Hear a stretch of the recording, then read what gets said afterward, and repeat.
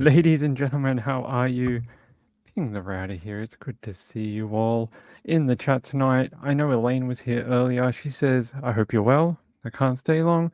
It's late here in England. Yeah, it is quite late, right? We're going to talk about England in a minute, actually. Diane Marie was here. Hey, Diane Marie.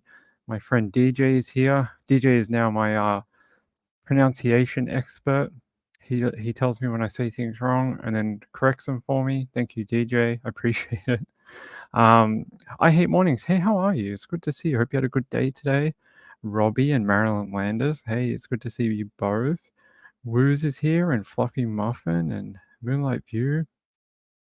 I'm doing the Trish thing where I double up on names. How is everyone? It's a busy day today. I had a busy morning. I feel like I have been run off my feet ever since I woke up. It's been just mayhem here in Australia due to a few reasons that I can't get into because it's political. It's just been mental. We're coming down to a deadline for something that I can't talk about, and everything's starting to go a bit haywire down under. So, hey Nancy S, good to see you. Yes, all right. I wanted to show you something from our brothers and sisters in the UK. So let me get set up. Let me get set up. All right, there we go. Look at this. Look how bad this is over in the UK. They had a storm over there, Storm Jocelyn, to bring strong winds and heavy rain in the wake of Isha. So they had a storm called Isha, and it was like some crazy storm. They had like trees down and 180 mile per hour gusts over Scotland and stuff. The Met UK office is saying like ScotRail was suspended and people were told to stay home. Internet access got killed in different parts of the country. So I hope all our friends in the UK are doing okay right now. Hold on, let me turn on the camera. Hey guys, how are you? Good to see you. I'm here, I promise. I'm here behind this microphone. Yeah, they're having a tough time right now. So I hope you guys in the UK are doing okay. I hope your property wasn't damaged and things like that. These winter storms can get quite brutal, especially with the high winds. And while we're waiting for everyone to sort of show up, people kept asking me after the show yesterday about the cyclone in Australia, but it's up north, everyone. It really is. But I wanted to show you this before we get into the true crime. Wait, is there two? Is this a cyclone too? Oh, it's just a tropical low. There looks like there could be two cyclones forming. I don't know if this one will. I'll show you. There's one here. This is over WA area right now. It does have that sort of low pressure, so you get your low here swirling around. But this is the one. Look, this looks so much more organized today compared to when we looked at it yesterday afternoon. And it looks way more swirly. You start seeing the center here, and all these winds are starting to wrap around. You get this kind of like banding that you see in cyclones and hurricanes. You're starting to see that now, and as this progresses, it'll tighten up and become a fully fledged major tropical storm, and we'll probably get a center and stuff. So you can see how it progressed over last night and this morning. There you go. You can see that center here just tightening up, and then drawing in all these clouds and moisture into the center of that storm.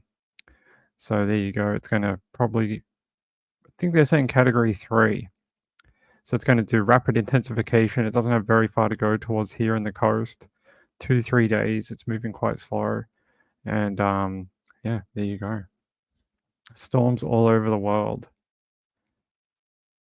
Oh, hey, Robbie T. Just starting to cloud over. Hound arrive if it dies by the weekend. Yeah. We'll see. We'll see. If it does, yeah, we'll see. Yeah, it's nowhere near me. I'm way far down south. I'm down here. I'm down here. We got cloud, but no cyclone. It's all the way up the top end of Australia. All the way, what we call the tropics. This, if you want to imagine Australia and Florida, this is like our Florida, if that makes sense to you. Just flip it. So Florida is north. So this is our Florida, but it's in the north, not the south. So if you just imagine this is like our Florida, and this is sort of like our New York, sort of, Hampshire, Boston, sort of down here, but not as cold, not quite as cold. It doesn't snow that much down here. All right, let's get into some true crime. Sorry, I just wanted to talk about that quickly because it seems to be something people are interested in. Let's talk about this. I saw this today. I got up this morning and I checked all my alerts and I was like, a missing woman and they're searching who? And I was like, what's going on here? So let's have a look. It says, volunteers home searched in Mount Dora missing woman investigation. Search organizers say she's not done anything wrong. That's what they all say. It says, it's been nearly 3 months since Nicole Baldwin was last seen. The Mount Dora mum walked out of her Strathmore Circle home in November with no belongings and never returned. It's never a good sign, is it, when people don't take their phone and keys and stuff? It says, since then, there have been countless searches across Lake County to try and find her. Days after Baldwin was reported missing, News 6 saw police searching her home for evidence. Terry Rogers, who didn't even know Baldwin, has organized several community-wide searches for Baldwin in the hopes of finding her. Rogers told News 6 it was her home in Lake County where investigators showed up last Friday. She says, as soon as I opened my door, they all just flooded in. She says, I've not done anything wrong, and all I've done was give my time, my emotions, my heart and soul looking for Nicole. She said they searched her home and devices. They searched my phone, computer, old laptops, desktops of my deceased husband. That's a thorough search. She also says, when the newspaper asked Mount Dora Police Department about the search warrant, they sent News 6 this statement. On Friday, January 19th, the Mount Dora Police Department executed an investigative search warrant related to the continued search for missing person Nicole Baldwin. The status of the investigation is ongoing. Rogers said, I think they withheld information. She said she doesn't know where Baldwin is or what happened to her. Rogers said the search for Nicole is also very personal for her. She said, my niece disappeared going on 8 months in a very similar situation out of Polk County, and her name was Tonya Whip. That sounds familiar, doesn't it? Whip 38 was reported missing on June 29th and was last seen in the Auburndale area. As far as Baldwin's case, News 6 reached out to the FDLE, who said Mount Dora Police is the lead investigative unit on the case. Mount Dora PD said the case remains ongoing. That's very, very strange to raid a person's home who has been in the search. Do they see something? Do they think she's involved? I don't understand how that plays into it, but it's you don't often see that people who volunteer.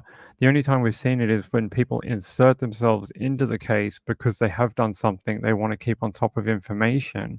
You don't see it just for this. So there's a little video here. Let's watch. Well, it has been nearly 3 months since a Mount Dora mom was last seen. Nicole Baldwin walked out of her Lancaster at Loch Levin neighborhood home with no belongings, and she has not been seen since. There have been countless searches across Lake County to try and find her. News 6's Jerry Askin shows us the latest search efforts to bring Baldwin home. I've not done anything wrong. All I have done is given my time and my emotions and my heart and soul into looking for Nicole. Terry Rogers said it was her home in Lake County where investigators showed up to search last Friday morning. As soon as I opened the door, they all just flooded in. Mount Dora police only confirming they executed an investigative search warrant related to the continued search for missing persons Nicole Baldwin, and that the investigation remains ongoing. You're saying they searched your home? Yes. Again, they took my phones, computer, they took old laptops, desktop of my deceased husband. They think I withheld information. And again, you don't know where Nicole Baldwin is, what happened to her? And absolutely not. I have been out there almost every day. She showed me a copy of the search warrant. There is probable cause to believe that the laws of the state of Florida, to wit, second-degree murder, have been or are being violated. What does that mean? Good question. Here's some background about the case. Nicole Baldwin was last seen at her home on the Strathmore Circle, about 6 miles away from here, back on November 2nd. Now, we know days after she was reported missing, we saw investigators searching her home for evidence. Now, Terry Rogers, who didn't even know Baldwin, has organized several community-wide searches in hopes of finding her. Rogers said the search for Baldwin is also personal for her. My niece disappeared going on 8 months, and very similar situation. Out of Polk County. And her name was Tanya Whip. As for the Baldwin case, I reached out to the FDLE, who told me Mount Dora Police is the lead investigative unit. Mount Dora Police not releasing much, only saying the case remains ongoing. I have done nothing wrong, nothing, but try to find Nicole. In Lake County, I'm Jerry Askin, getting results, News 6.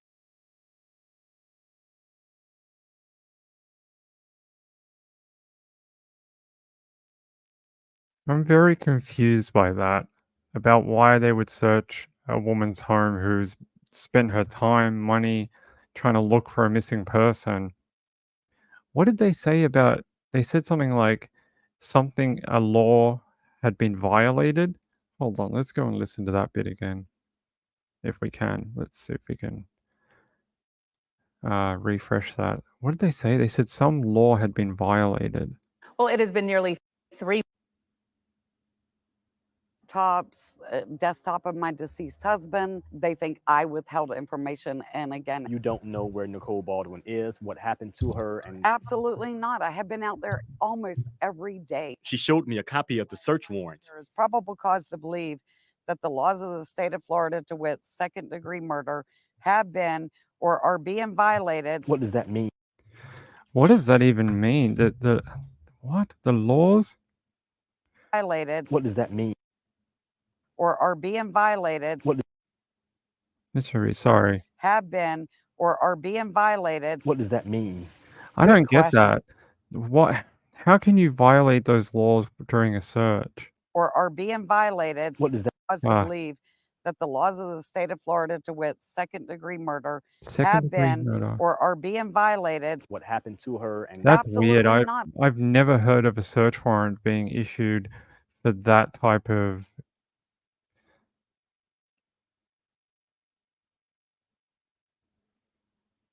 Sorry, this weird noise. I've never heard of a search warrant being issued for something like that. Second-degree murder in the state laws are being violated. Bizarre. Let me see if I can find a worded copy of what that means. It doesn't show it. Let's hold on. Terry Rogers. I'm just trying to see if we can find out what that actually means. Because I've never heard of that before. Doesn't mean it's not a real thing, it just means I've not heard of it. Yeah, missing person advocate.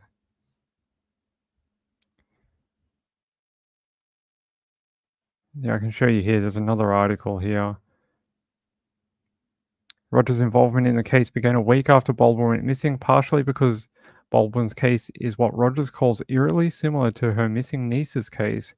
Rogers is the aunt of Tanya Whip, a woman who has been missing out of Polk County since last summer, and told Inside Lake she was compelled to get involved in Baldwin's case. Baldwin, who is from Germany, does not have family in the United States other than her children and husband. And Rogers said she advocated for Baldwin because she did not have anyone else to do it for her. Soon after Inside Lake published its first article on the case, Rogers reached out to Baldwin's oldest daughter, Alicia, to get flyers out and get her face out in the public. Rogers developed a relationship with Alicia, and she has spoken to her sporadically and even helped her move some of her things out of a storage unit. Rogers said Alicia never told her she's involved in any way or given any clues as to what may have happened to Baldwin. So that's where this comes in. See, they didn't say that in the other article. So it says, so they think because she is friends with this other woman, Nicole Baldwin's daughter, Alicia, they think that she knows something that she hasn't been telling police. Okay, now we get to the bottom of it. Now we know why because at first it didn't really make any sense. They're like, why would you just randomly raid a person's home who did searching like a good thing? But it seems like police seem to believe for some reason that she's withholding information from the police that she's learnt through her contact with Alicia, which is Nicole Baldwin's daughter. Um, hey, they've got all the phones, they've got all the computers. If they have been talking or there is evidence, they'll find it. We'll find out, I guess, in the coming days. That's weird, right? I've not seen anything like this before. If anyone can think of a case where something similar has happened, where an outside person has befriended the murderer, or not murderer, sorry, whoa, let's back that up, has befriended a relative of a person who was missing or murdered like this, let me know because I can't think of one.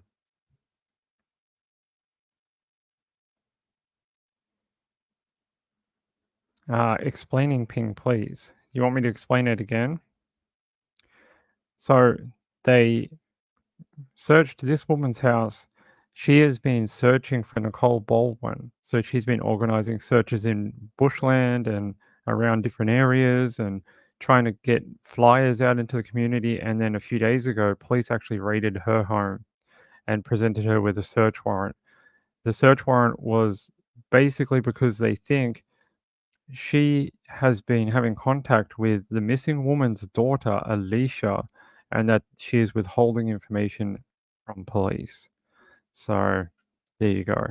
So that's in the first article we saw and played the video, they didn't mention any of this. That shows you why you shouldn't just believe one news source for information at all. Marlon Clausen said the Summer Wells case, many people had become friends with one or both parents that did not know their family before the trial. That's a good point. There's a lot of people who involved themselves in the Summer Wells case that shouldn't have been anywhere near it. They should have just stayed away. A lot of people took advantage of her parents, I think. Yeah, for access, pretending to be friends, all sorts of things. Who is smashing things outside my...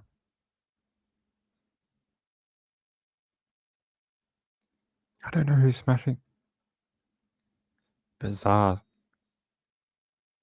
There's like this weird beeping noise outside my house, like beep, beep, beep, beep, like that. Like a gas tester? Is that what it might be? Someone testing for gas lines? That's what it's... Yeah, it keeps going off.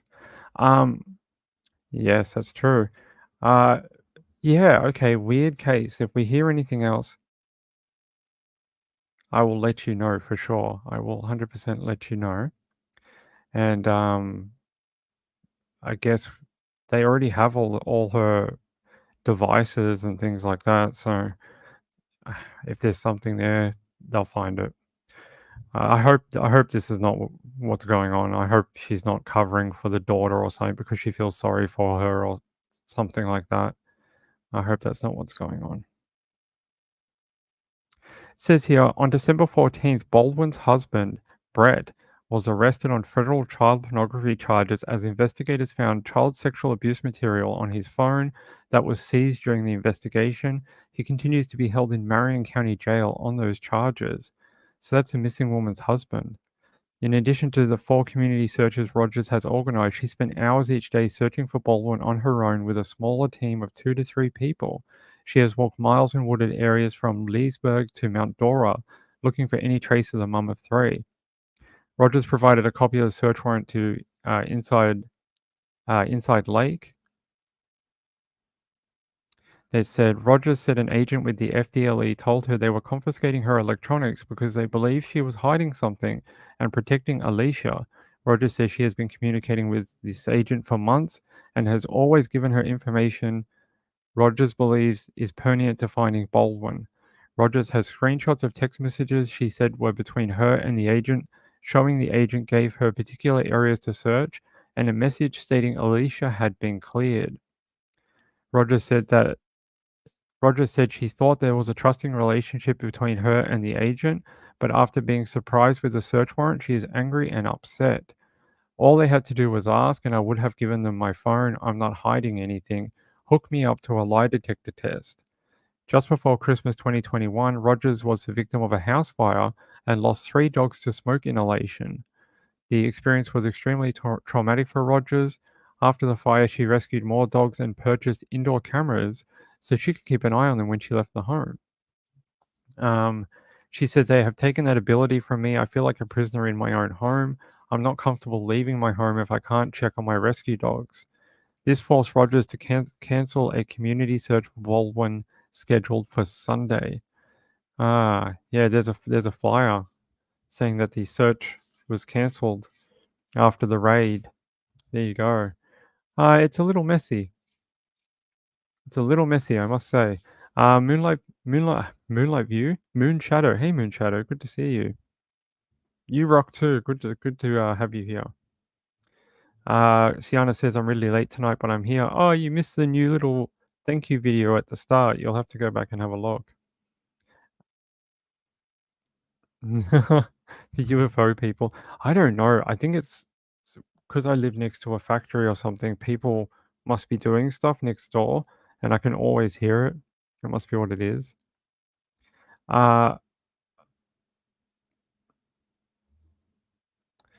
Harley says, I so agree with you, Ping, and those same people are profiteering financially on Summer's name. My opinion of the Summer Wells case is we should do what we can to get her name and image out there. And if there's new information that comes up, we can talk about it. But other than that, there is literally nothing to talk about in the Summer Wells case, as far as I'm concerned. As far as I'm concerned, when we get new good information that we can somehow help find Summer or a lead, something, anything that could get like a way of solving what happened to Summer, then I'll talk about it for hours. But it's been almost 2 years or whatever, and we really don't have more information than when we started. There's really not much. All that a lot of people have done is muddy the water with a lot of random stuff that some of it's pertinent to finding Summer, some of it's not. I mean, I just don't want to be a part of the problem.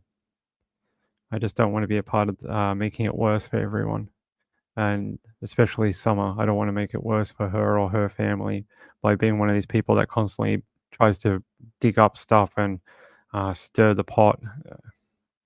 Just my opinion. You don't have to agree with me. That's okay. We're all grown-ups. We don't always have to agree.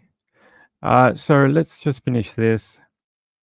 I guess we're going to keep an eye on the Mount Dora Police Department and see if they issue any more statements in regards to either the missing woman or this woman who's supposedly befriended the missing woman's daughter, and has conducted searches for this missing lady. Again, another one where it'd be nice if we could just find out what happened to the missing mom, right? Let's see. There's an older link here. This might have some better photos of her. Here's some better photos of her, of Nicole Baldwin. Nicole H. Baldwin, last seen November 2nd at her home in Lancaster in Lochleven. I hope I'm pronouncing that right. DJ, let me know. Yes, there's some better photos of her with the cat, looking just at the camera and stuff. They're still asking the public's help. I don't think this is anything. Okay, there's a bulletin from the police. Let's have a look. Share this tab. And it says November 5th, 2023, approximately 11:24 hours, so 11 a.m. Officers responded to an address in Lancaster subdivision of County Road 44, Mount Dora, in Florida, in reference to a missing adult. The missing person was later identified as Nicole H. Baldwin, who is a mother of 3 children. Officers were advised that the mother pictured above was last seen on Thursday, November 2nd, 2023, by her 20-year-old daughter, who had just celebrated her birthday the day before. Nicole H. Baldwin was last seen wearing the same nightgown pictured above, this one. It's just in the color pink with no shoes. Nicole H. Baldwin has identified identified tattoos on a single rose on her right hand, flowers on her left shoulder going down to her elbow. Oh, so those are tattoos. They're not. I thought that was like a lacy shawl thing she was wearing. Okay, they're actually tattoos. There you go. I think that was a better photo here. This one here. This is the photo they're talking about. So she was wearing the same nightgown, but pink. And she's identifiable because of these tattoos. Yeah, if anyone has seen her in this county, Mount Dora, I don't even know where that is. Let's have a look. Mount Dora in Florida. Where is it near? Oh, it's like right in the middle of Florida. It's just northwest of Orlando. So if you kept going northwest out of Orlando, you would hit Mount Dora. It's about, what is that, about 30 miles? Does it give me a ruler? No. About 30 miles out of Orlando, I think, roughly. There you go. So it's not far out of Orlando and the Space Coast. Kennedy Space Center's on the coast on the side there. And yeah, very, very rural area. I've looked in this area before. A lot of waterways, a lot of like, marshy areas, very dredged in water and thick forests and stuff like that. You like the way I say tattoos? Okay. No politics. We don't do politics here. I could spend 5 hours telling you about Australian politics right now, but that's not what we do. It's not what we do here. Lakeland is the middle of Florida. Yeah, Lakeland. That's where they have there's an airport there where a lot of the military aircraft and the NOAA aircraft fly from during hurricane season. So I've seen it before. Say to Ken Ping, tattoo. There you go, tattoos. It almost sounds like a thing out of Star Wars. He was on Tatooine. All right. All right. So I don't have much more about this woman, unfortunately. If I get more, I will tell you. Oh, what does this guy do? He had a bucket list heist. This ninja of the aisles managed to swipe 17 items faster than you can say price check. This crafty character clearly believes in the more is more philosophy, just not when it comes to paying. Okay, so it's just a shoplifter. It is not who we are looking for. All right. If I hear more about either of these people, I will bring it to you. I am very interested in this, especially because it's odd for them to raid someone who's trying to help with a search. I think that's bizarre. They're all friggin' grifters. That's right.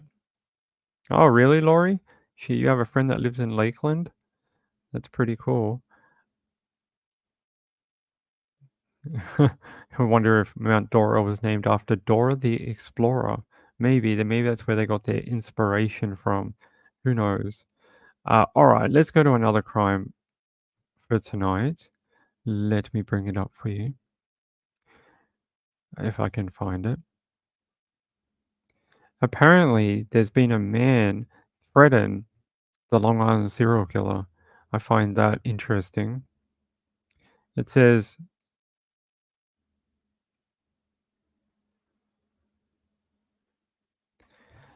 apparently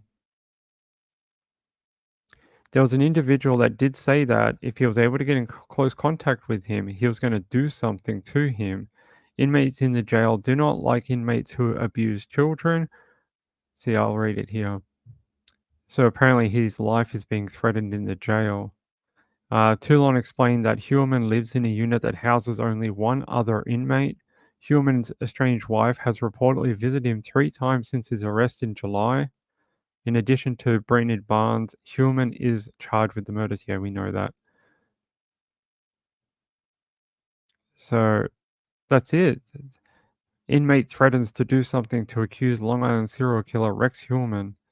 I think that just sounds like jailhouse gossip. I don't think they're really going to be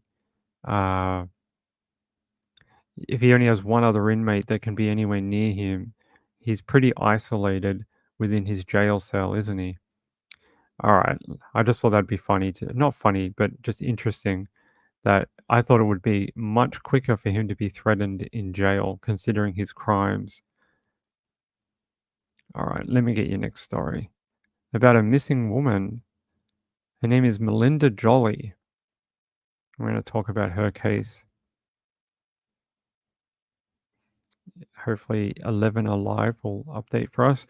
It says, family devastated after Cobb County mother found dead in her home. Man arrested in Florida in connection with her death. Law enforcement added that a family member discovered 44-year-old Melinda Jolly's body on January 17th at her residence, located in the 3200 block of Perch Drive. There's a photo of her. It's a very old photo, isn't it? It says police have placed a man behind bars following the discovery of Cobb County mother of four's body in her Marietta home. Her death has devastated family members who described her as a young mother with a sparkle in her eye. Law enforcement added that a family member discovered 44-year-old Melinda Jolly's body on Wednesday, January 17th, at her residence in the 3200 block of Perch Drive. It says Melinda's sister, Kathleen Jolly, shared her sister's journey to Georgia as she navigated heartbreaking news through her last pregnancy in a GoFundMe fundraiser description. She added that when Melinda was pregnant with her twins in 2019, Melinda discovered her husband had stage 4 cancer. Following the birth of the child, her husband passed away, leaving her to raise the children without the love of her life by her side. That's when Melinda moved to Georgia where she could be closer to her family.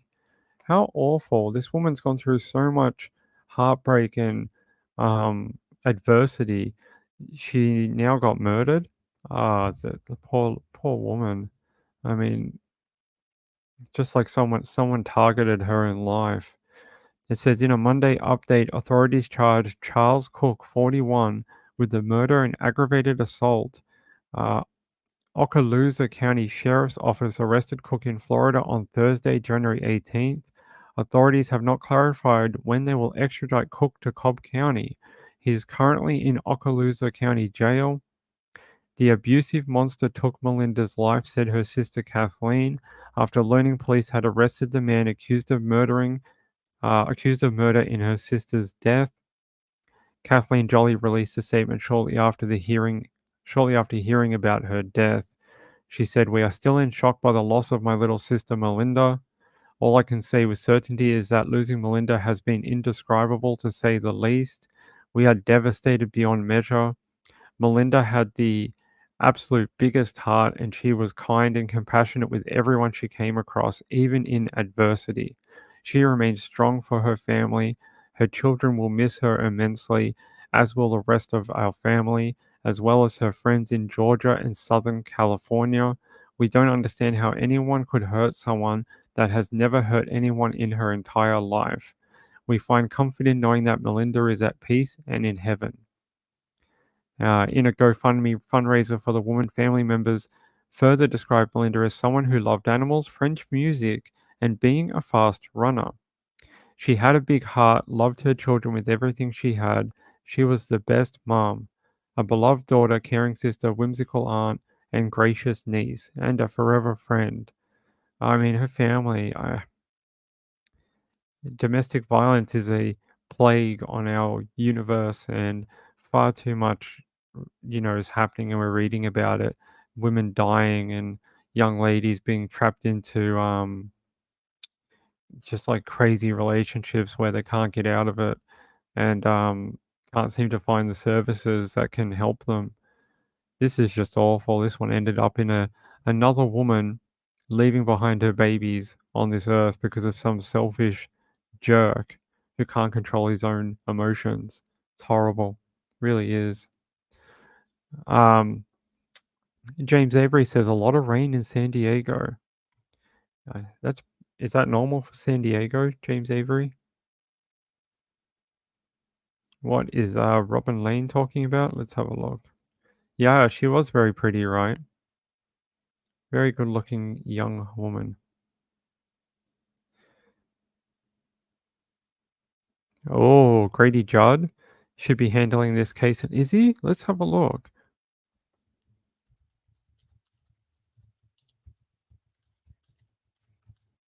It's Polk County, right? Polk County is Sheriff Grady. Let's have a look if I can see if he did a press conference on this. Polk County.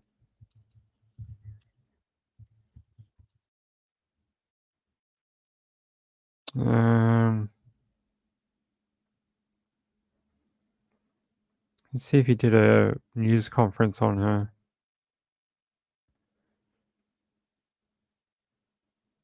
Oh, he might have a while ago. It doesn't look like anything recently.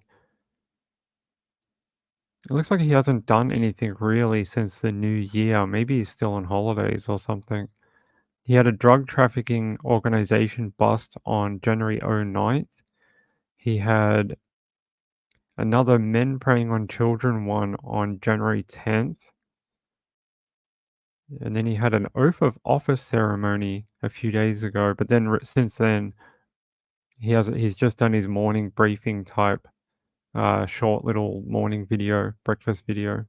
I don't see anything here about the missing woman. I'll go back a little bit. She went missing in September or something, right? Let's have a look.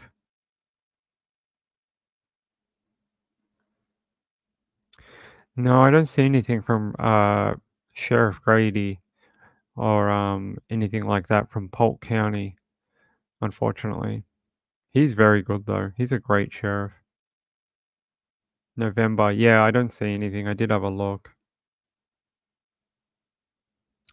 James Avery says, has anyone noticed that the Soto murder went suddenly quiet? I think because they got everyone, right? They got the dad, the son, and the mother. I think maybe that's all the people that they were looking for.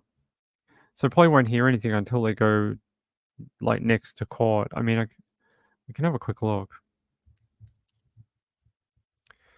Soto murders. When was the last update?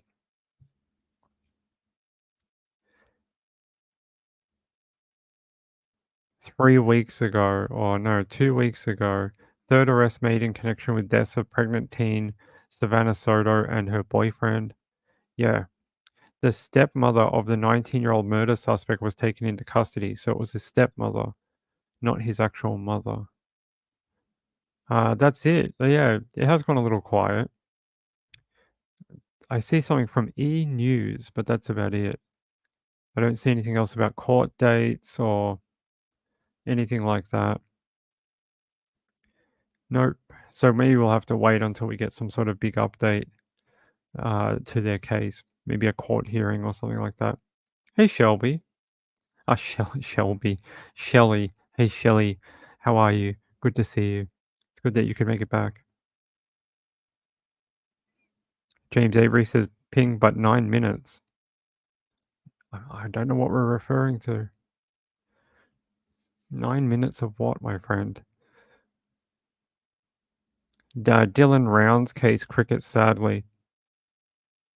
Where is he? Like, he has to be out there somewhere in that town, like that isolated kind of country town where he lived on his like property that he bought. He has to be somewhere out there, right? He can't be too far away. But I hear that it's quite a desolate, hard terrain to search. There's a lot of places and things like that where you could hide a body, unfortunately. I'd love to see Dylan Rounds come home to his mum. It'd be really nice to see his remains returned to his mum. That would be really good. She just seems devastated every time I see her.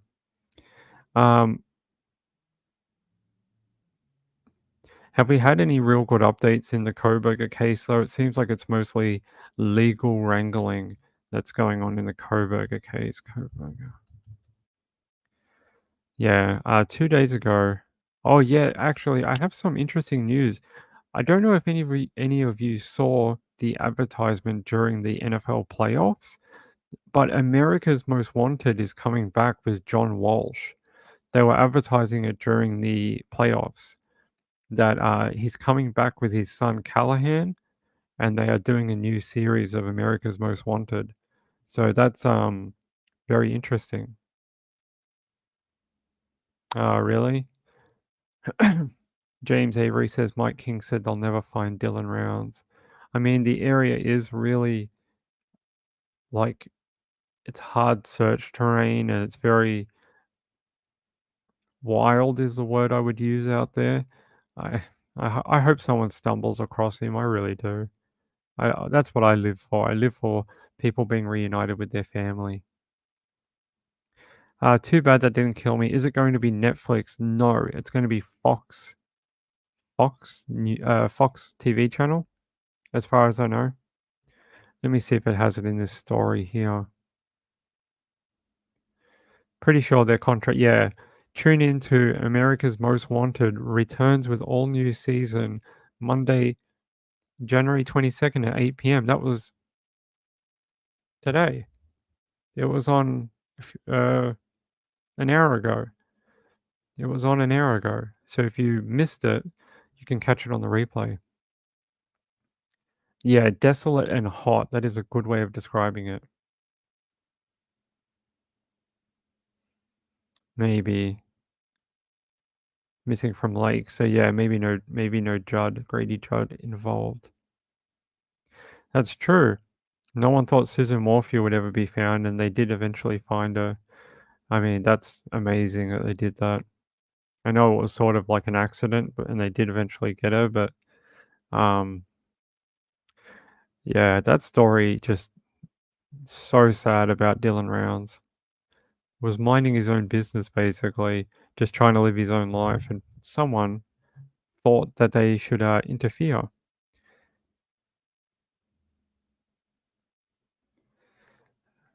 Okay. All right. Let's move to another story. Give me 1 second, and I will get you something else to talk about.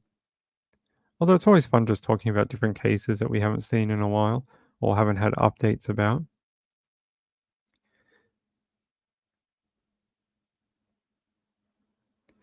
Let me just load this.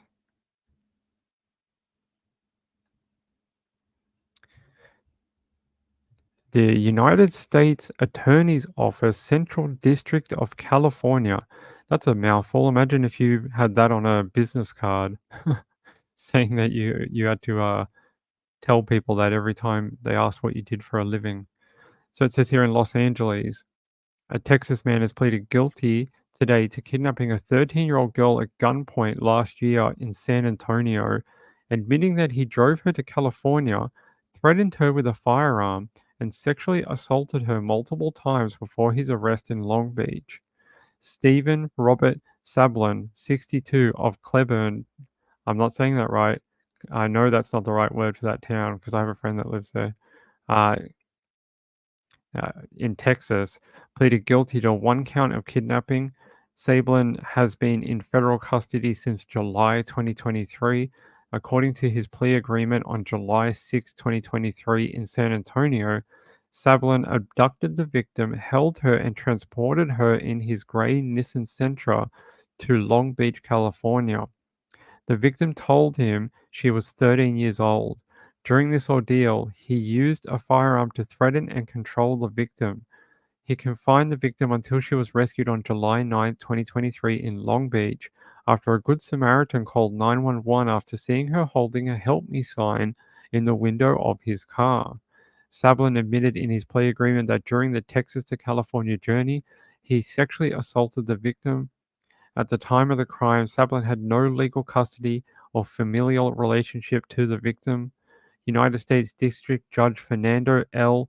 Anel Rocha scheduled an October 25th sentencing hearing, at which time he will face a mandatory minimum sentence of 20 years in federal prison and a statutory maximum sentence of life in prison. The FBI and the Long Beach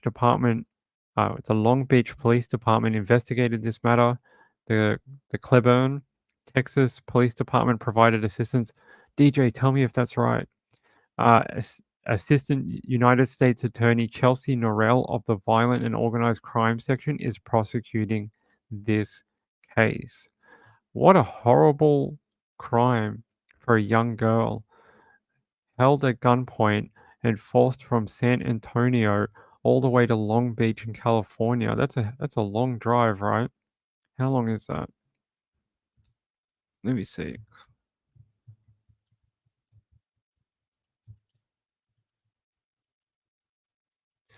Let's see if I can get a it's 1,420-mile journey along I-20 West and I-10 West. It's 21 hours and 11 minutes if you drove it in one go. So you didn't stop, you didn't sleep, anything. It's almost 24 hours of travel from Texas to Long Beach. That is a long. Wait, is that right? Yeah, it's car journey. How long would it be if you walked it? Let's see what it says. It would take 502 hours. 502 hours. My math is bad. Let's see.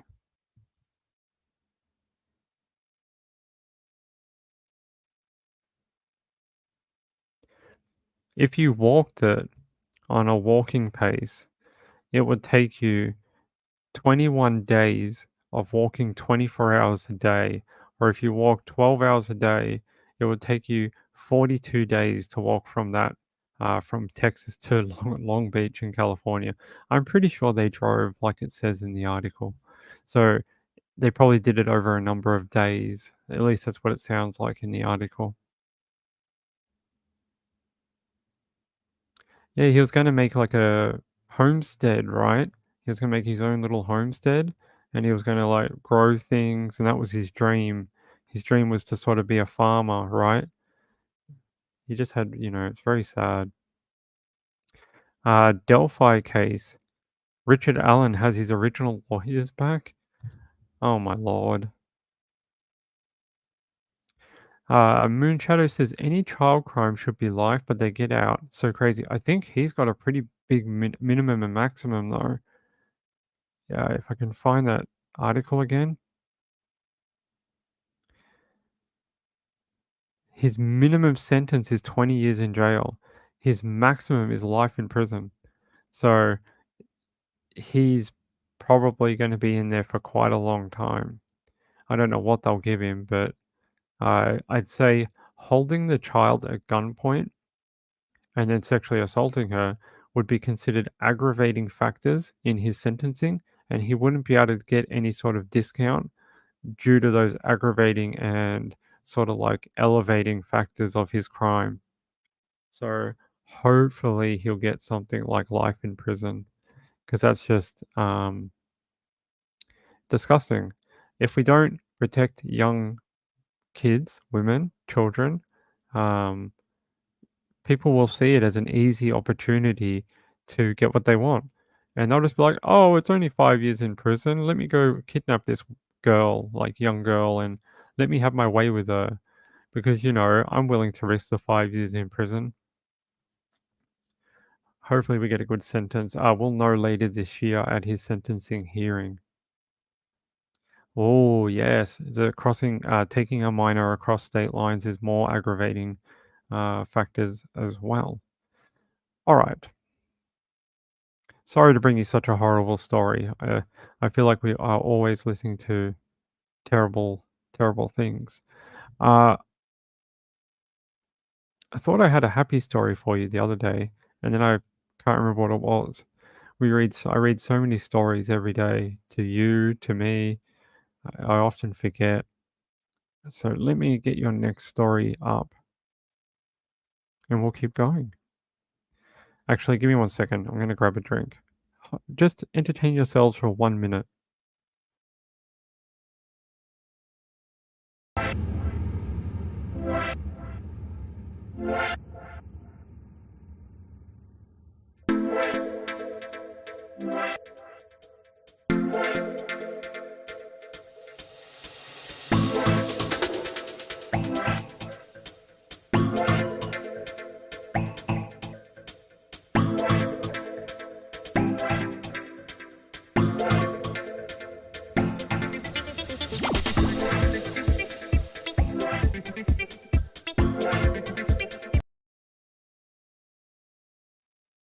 All right, we're back. There you go. I was able to figure out how to give you guys a little bit of music instead of blank blank airtime while I was gone. All right, let's get this loaded up. Let's load up your next link.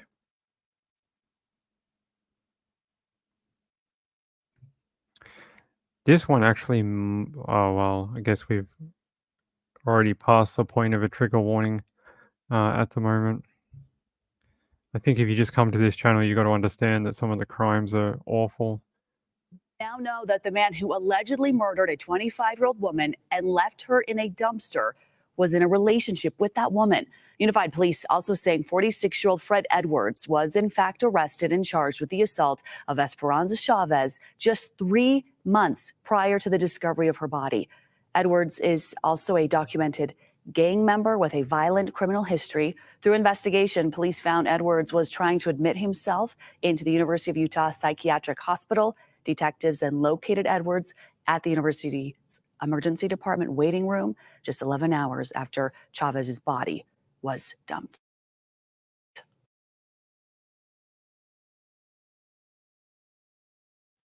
All right, that was slightly confusing, so let me actually tell you what happened. It says Unified Police have released new details in the murder investigation of 25-year-old. We do begin with our top story. Hey. One 25-year-old Esperanza Chavez, whose body was discovered leaning against a dumpster in Mill Creek Saturday morning at 6:20 a.m. on January 20th. Police received a call regarding a body at 3994 South 300 West in Mill Creek. Upon arriving at the scene, officers discovered that the victim, identified as Chavez, was deceased with an apparent gunshot wound to the head. Police later reviewed surveillance footage and found a black Chevrolet 1500 pickup truck with a partially broken side passenger side window had pulled into the complex where Chavez's body was found. The footage showed a man suspected to be 46-year-old Fred Jason Edwards, wearing all black clothing and white tennis shoes, exit the vehicle. He then went around to the passenger side and pulled Chavez's body out of the truck, causing the passenger side window to shatter. Police said the suspect then tried twice to put Chavez's body in the dumpster, but failed both times. He then left her body leaning against the north side of the dumpster before getting into his truck and leaving the scene. Upon running the truck's license plate information, police found that the vehicle belonged to Edwards. According to police, Edwards and Chavez have a history together and appeared to be in an intimate relationship. Edwards was arrested and charged with assault of Chavez just 3 months prior to the discovery of her body. A statement of probable cause details a gruesome attack that left Chavez with a hematoma on the side of her forehead, scratch marks and bruising around her eye, and a bloodshot right eye. Upon further review of surveillance footage, police believe that the individual who dumped Chavez's body was Fred Edwards. Through investigation, police found that Edwards was attempting to admit himself into the University of Utah psychiatric ward. Detectives then located Edwards at the university's emergency department in the waiting room, just 11 hours after he dumped Chavez's body. Edwards' Chevrolet truck with a broken passenger window was also found at the university, according to police. Edwards was wearing different clothes than what he was seen on in the surveillance video, but was still wearing the white tennis shoes. Upon his arrest, he waived his Miranda rights, admitting to police that he was in an intimate relationship with Chavez and that he had been driving around in his truck all night. He denied pulling Chavez's body out of the truck and leaving her by the dumpster. Police said that he still denied involvement after being told about the surveillance video. Edwards is a documented gang member with a violent criminal history, including many assaults, mayhem, resisting arrest, threats, retaliation against a witness, and escape from custody. Edwards was booked into Salt Lake County Jail on the charges of murder, first-degree felony, obstruction of justice, second-degree felony, abuse or desecration of a dead human body, third-degree felony. That's it. That's all we know about this, but the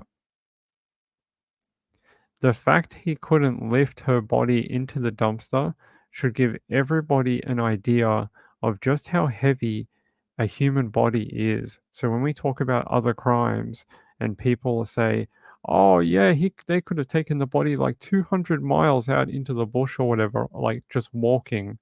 Not a chance. I mean, dead weight is just so painful to carry. You need a lot of people to help move a body for big distances, unless you have a car or some other way of moving them, dragging them, etc. Literally dead weight. Yes, well, that is an awful thing to say, but yes, that's exactly what it is. Moonshadow says, see, multiple felonies and walking around, that's the problem. Right. And then trying to check yourself into a psychiatric hospital after you dumped a body near a dumpster. I mean, he even smashed the window in his truck from trying to lift her body out of the truck. I don't know how he did that, but maybe he put her body on the window and it smashed due to the weight. I don't know. Let me see if I have anything else on this fella or this woman. Let me see if I can find a photo of her.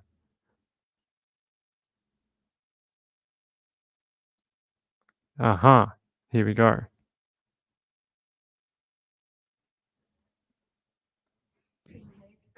Thank you, Ben. Meantime, we have some new details on the body that was found near a dumpster in Mill Creek, a tragic story.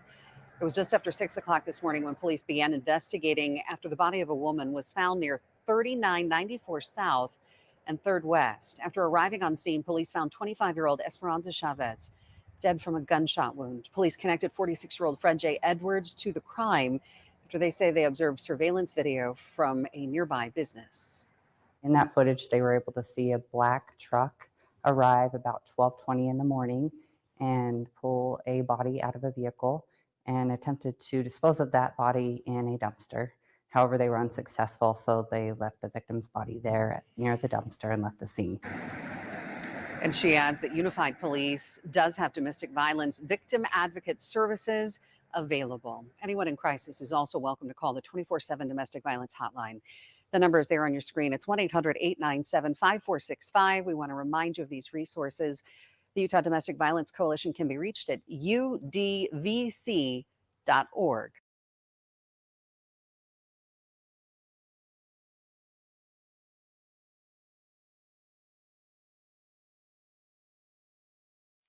There's a better photo of the two of them, and you can see that this was the woman he killed, and that's a photo of him. I don't know if we have anything else. No, they're just individual photos of all of them. So there you go. Awful case. Disrespect for a woman who supposedly had some sort of feelings for. I mean, to dump someone who you supposedly were in a relationship with. I mean, I don't know how that works. I could never do that. But hey, I'm not a murderer. Look at that bug dude. Where's there a bug? I don't see it. Oh, you mean big dude. Okay, I got you. He is a big dude, and she's quite a small woman by the looks of it.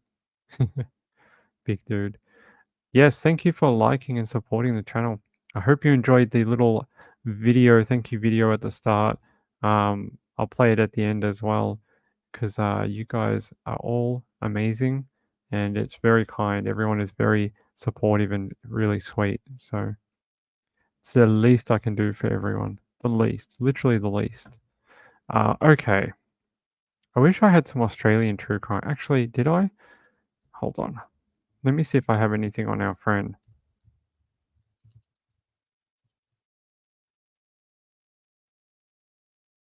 Just want to see if we have anything on our friend Erin Patterson. I'm always trying to keep up with Erin, see what she's up to. No, I think we're waiting until May 3rd, 2024, which is when her case has been adjourned until. And we will find out. We will find out whether we are going to trial. And that's probably the day we'll get that information. We'll know whether they book a date for the Supreme Court in Victoria, in Melbourne, and yeah, they'll see who they have to call and how many witnesses and what evidence and how long the trial's going to take. Could be a really long trial. We could be talking like over a month. I think it could be about that long, 5 weeks, 6 weeks. I think they're gonna, because the crimes stretch for a long period of time, not just the dinner that killed the three people. It's also about the attempted murder of her husband the year before. They will have to deal with that in the trial as well. So it's going to be quite a long, long trial. He's a parasite, yes. Wu says there's a few motorcycle gangs here in Florida. They're everywhere. We have them down here. Each September we get a whole 1,000 of them that drive through here for some of their, I don't know, motorcycle rallies or whatever, and we hear them all afternoon going broom, broom, broom, all up and down the road for about 2 days, drinking, riding motorcycles, that type of thing.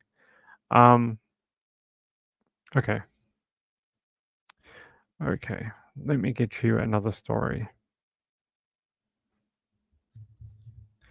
Let me get you something else to talk about.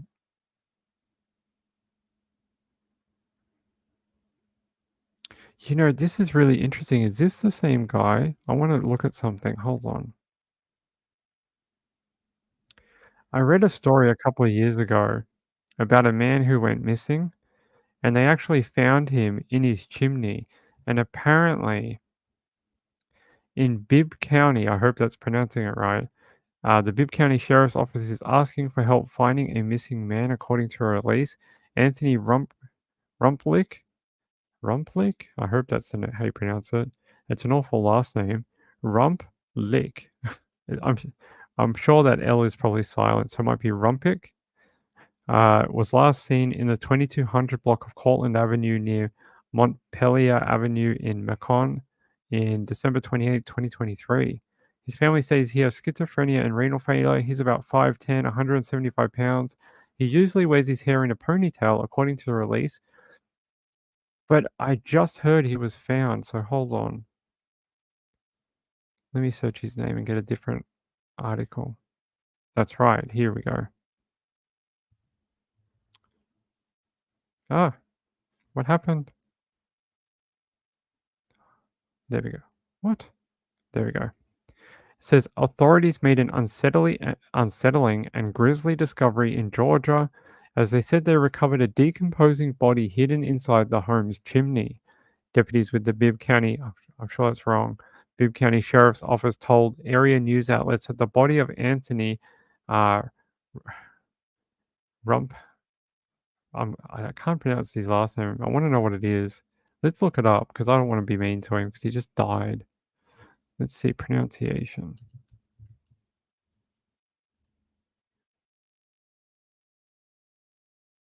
Let's see if I can see what it says. No, that's not it.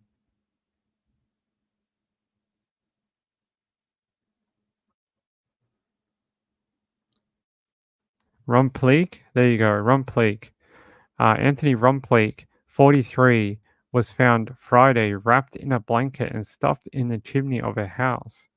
The poor guy. There's a photo of him with some motorcycles. The homeowner, Mike Hamlet, told WGXA he had lived there with him and his family prior to his disappearance. His landlord had reported him missing after finding the door to his rental house open. The condition of the body indicates he had been dead for several weeks. Hammett said he had contacted the family following the discovery of the body. WGXA spoke to his family throughout the week after they traveled from their North Carolina home to conduct a search last weekend. How horrible. It said he ended up in the town after his motorcycle broke down there on a trip to Florida last year, so he just stayed, did he? So apparently the Georgia Bureau of Investigation will conduct an autopsy on his body. Deputies say they continue to investigate the case. You know, that's not the first time I've heard of someone being found in like a chimney or under a house in a wall or something like that. Santa Claus. Hey, Kathy Lynch, how are you? I'm glad we got his name down right because it sounded like Rumplik, and it's an awful last name to tell someone. I mean, speak about them when they're dead in a horrible situation. Sienna says, how the heck did he get into a chimney with a blanket, or was he put there? Maybe he was up the top and trying to fix something and he fell in head first and died. I have seen that a couple of times with other people who have died in chimneys. So they'll be fixing something and they'll slip and they'll go down into the chimney and become wedged. No one can hear them or whatever. And unfortunately, because they are head down in the chimney, the blood pressure to their head eventually knocks them out and they eventually die and unfortunately decompose and whatever else. It's a very horrible way to go. Unfortunately, eventually you'd have a heart attack from being upside down and the blood rushing away from your heart. Robin Lane says, "What a horrible way to die." I know. Right. I think that's the one I'm thinking of, Fluffy Muffin. There was another guy they found in a chimney, and they only found it after the family set a fire and then smelt something weird after setting the fire, and then they figured out that the body was inside the chimney. Let's see. Even we, being adults, we miss our dear parents, I'm sure. Moonlight View says, how sad. Yes, it is sad. But weird, he was wrapped in a blanket. Yeah, it is a bit weird. Was he? Hold on, did I read that to you? Hold on, did I read that to you in that story? Let's go away.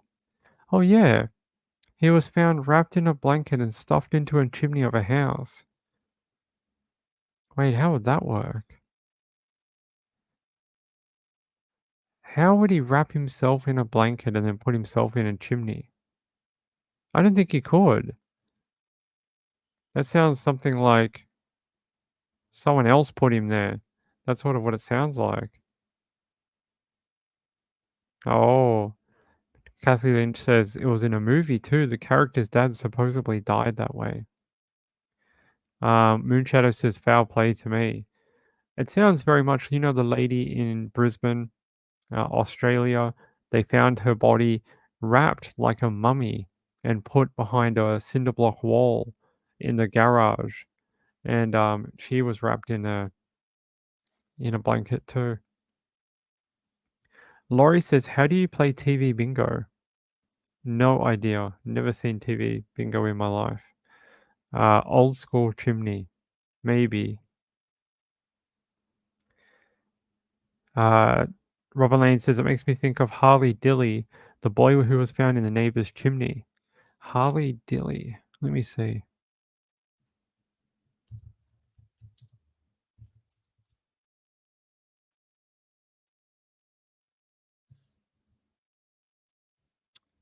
Harley Dilly had been missing since December 20, almost 4 weeks after 14-year-old Harley Dilly disappeared while walking to school. Officials in Port Clinton, Ohio, said his body was found trapped inside the chimney of a vacant home.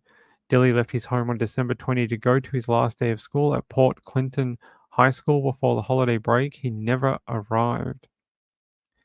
They had a press conference on Tuesday where he announced that Dilly was dead.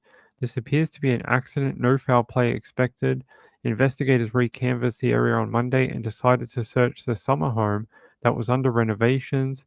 There is no evidence of forced entry since there is a lockbox and anyone can go in and out of the house. We went inside to check the house. When they entered the second floor of the house, they found Dilly's jacket and glasses next to a brick chimney and his body caught inside. The coroner's office determined that Dilly's preliminary cause of death was compression asphyxia. The final autopsy report is awaiting the toxicology report. The chimney is between the second and third floors and is 9 by 13 inches. What a horrible way to die. So he probably slipped or was trying to explore something and got trapped. Poor little kid. They said they cancelled the Amber Alert because his body had been recovered. There's a photo of him.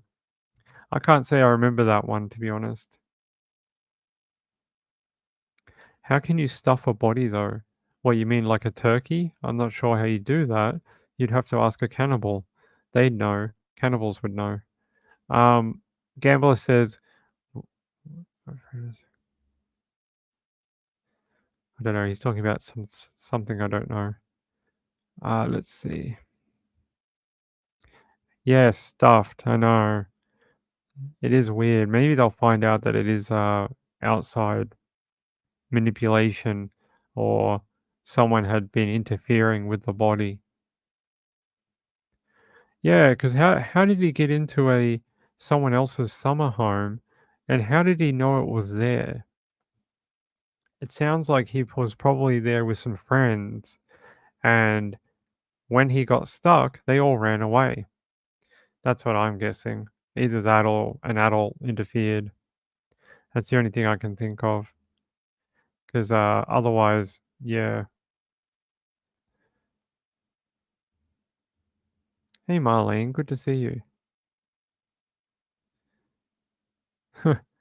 She told me once that one of my brothers asked her if he was her favorite, and she told him yes. But she said she did not have the heart to tell him that one of my brothers was her favorite. Parents have favorites, they really do.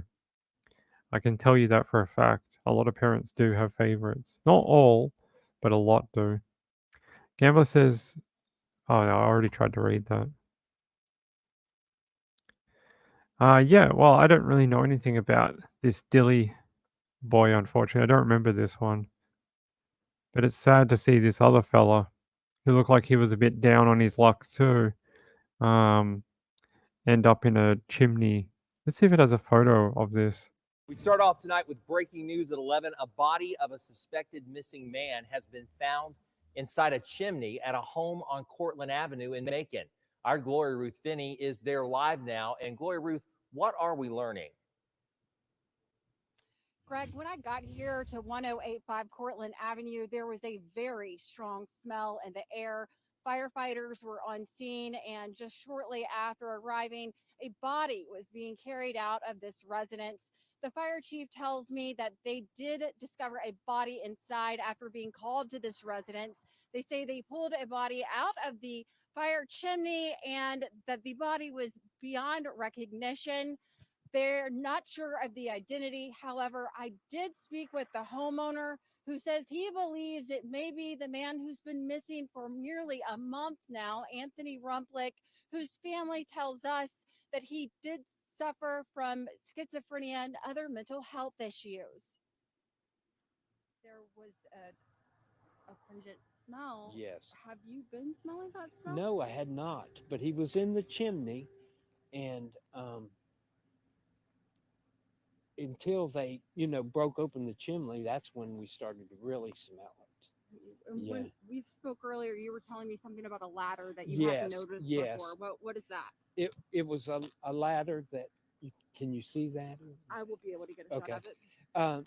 He had climbed up on the roof and put the ladder up there, and I couldn't understand why, but he had done it before, trying to get away from, he kept calling them the Mexican mafia. He thought somebody was chasing him. Now, that homeowner does tell me that he has contacted Rumplick's family to let them know. Just a few days ago, that family was in town from North Carolina holding a search party for him. Little did they know that his body may have been inside this home where they were living. We have not yet confirmed the identity of the body that was found here, but we will update you as soon as we hear more from investigators.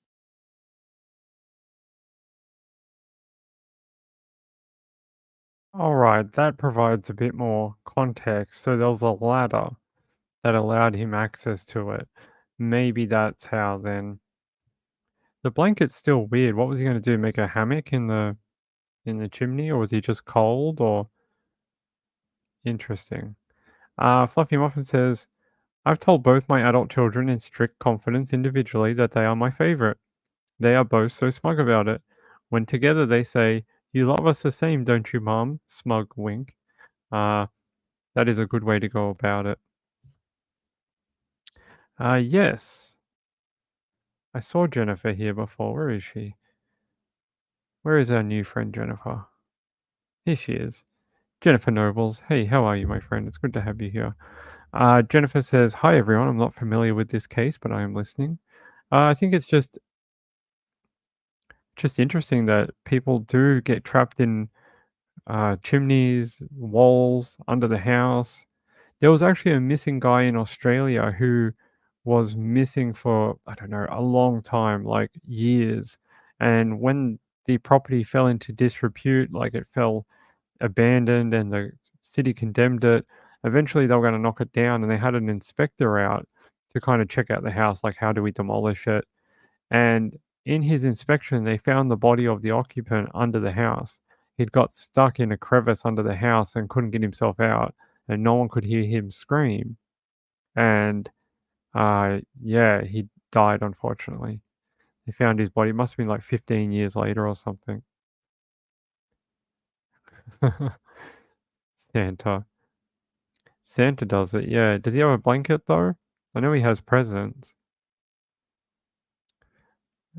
Apparently not. Apparently they didn't. Apparently not. I know in another case where someone was stuck in a chimney, they eventually smelt something. Too bad that didn't kill me, says clear evidence Santa does not exist, or he would have already been found by police stuck in the chimney. That's right. Or Santa was like, hey man, I just do presents. I just do the presents. I don't do the bodies. You're gonna have to wait for the other dude who does the bodies, you know. I'm gonna get out of here. You just wait for him though. You just wait for the dude who takes the bodies. All right. I don't think I have anything else about an investigation, though. Hold on. Let's see.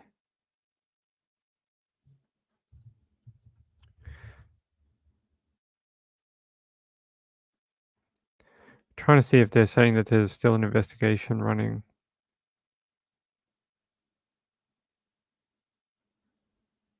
Apparently, the county fire department had to take the chimney apart to get him out. They couldn't just pull him out. Investigations continue into his death. Okay, there you go. So apparently, I ran across this. An Ohio man lived with his dead wife on his property for at least 6 years. The Columbiana County Sheriff was called to investigate the death of a man in Salem Township, Ohio. Salem Township is located in Columbiana County in northeast Ohio, about 30 miles south of Youngstown. When first responders arrived, they found a deceased male who the sheriff said died of natural causes. WFMJ reported that the man was identified as 70-year-old Robert Ray. The family member told the sheriff that a female relative had died and was on the same property. The Columbiana County Sheriff's Office said the woman had been dead for 6 to 7 years. WKNB reported although it appeared she had also died of natural causes. The woman was believed to be Ray's wife, Peggy Ray, who died in 2007. Although her death was never reported, Sheriff Brian McLaughlin told the news station her body was wrapped in a blanket, surrounded by herbs, and well preserved for how long she had been dead. He says, I've been doing this for almost 34 years and never seen anything like it. I have never seen a body that has been gone that long and still intact. We've had bodies that have been gone for much less time, and next to nothing left. That is interesting. He didn't want to leave his wife. He couldn't handle the fact that she would be gone. So he stayed with her until he died. Hey, Red Like Wine, how are you? Yeah, unfortunately, doing true crime, we deal with sad topics, unfortunately. Siana says, each of my kids have different traits, and I have different favorite traits from each. But I can honestly say I don't have a favorite, even when I try to figure out which one would be my favorite. I can't. See, you're a good mom, Siana. Why, are you planning to store a body, Teresa? Why, just for educational purposes, or, do you have a body you need needs storing? You let us know. Robbie T. My husband is often confused by children as Santa. His standard reply is, shh, I'm in plain clothes today. That is very cute. It is very cute. Burn Popcorn says Psycho. Maybe. Yes, like the movie. Teresa said maybe it's like the Fountain of Youth. Maybe. Kathy Lynch says, I sent you a happy dog story. Okay. Let me see. Yes, we've got about 10 minutes left. If it loads. Wait, what happened? Oh, okay. Sorry, it tried to send me to a mail thing. All right, let's see what this does. All right. It says 911 call from man taking dog out, credited with saving couple from house fire. The couple was able to safely exit their home in Talbot while it was on fire following a neighbor's 911 call. Anthony Pony took his dog, a chihuahua named Cashew, outside around 1:30 a.m. and it turned out to be perfect timing. When he walked into his backyard, he saw a home up on the hill from him on fire. He said, I noticed a lot of smoke coming from the home. It was an unusual amount of smoke. And then once I saw a flame, I knew immediately that the house was on fire. I had to call 911 and get first responders down there to help as soon as possible. He said, after putting Kachu inside, he headed towards the house. I ran up the hill. I was yelling. I was just trying to figure out if anyone was in the home and if I could hear them or do anything to help them get out. By the time I got to the top of the hill, the first responders were already pulling in and they were able to go in and get the couple out safely. Oh my lord, look at the home. Crews were on scene of the fire around 5 until around 5:30 a.m. Oh no, their poor home. That's really, really bad. There's not a lot left. Those poor people. It's horrible to see. They can't save anything. It's all been like smoke damaged and water damaged. They'll have to rebuild completely. Oh, those poor people. They probably lived there like their entire life or something. It doesn't look particularly new. It looks like something out of the 70s or 80s. Those poor people. I hope they rebuild for their sake. I hope so. That's awful. That's a really bad fire. Really bad. Those poor people. Yeah, at least they're alive because of Cashew the dog. Cashew the dog needed to pee, and it saved people's lives. Yeah, like bad wiring or, sometimes if you have a chimney that you can do a fire, sometimes embers get stuck in the chimney and can actually cause house fires. So that may be what happened or something like that. All right, we're going to round up for the night. I really appreciate everyone sticking around. I wish we could do like a 3-hour show. I know at some point we will move the time back to 8 p.m. I'm still working on it. And we will go much earlier in the night. Yes, maybe a body stuff caught fire, like the other story we read about. Give me 1 second. I just have to check something before we go.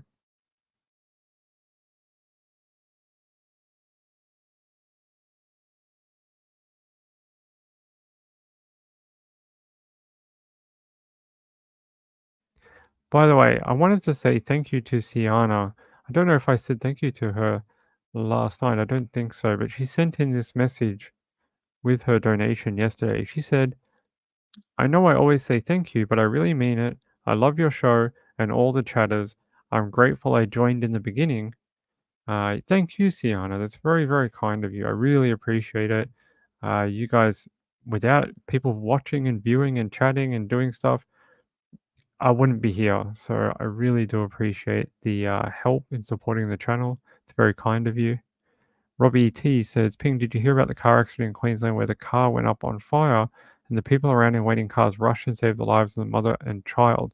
Yeah, I saw it on the news. Was it yesterday or today? Car fire, Queensland.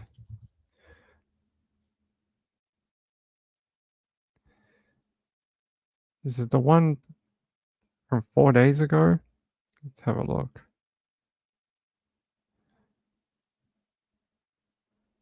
Don't know if I can get into the story since it's a localized story.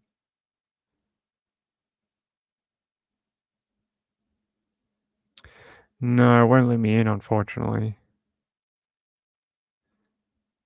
If I can find a story that allows me to view it without having a subscription for tomorrow's show, I'll do it then. Or if you have one, email it to me, sundaywithping@gmail.com, and I'll air it tomorrow night.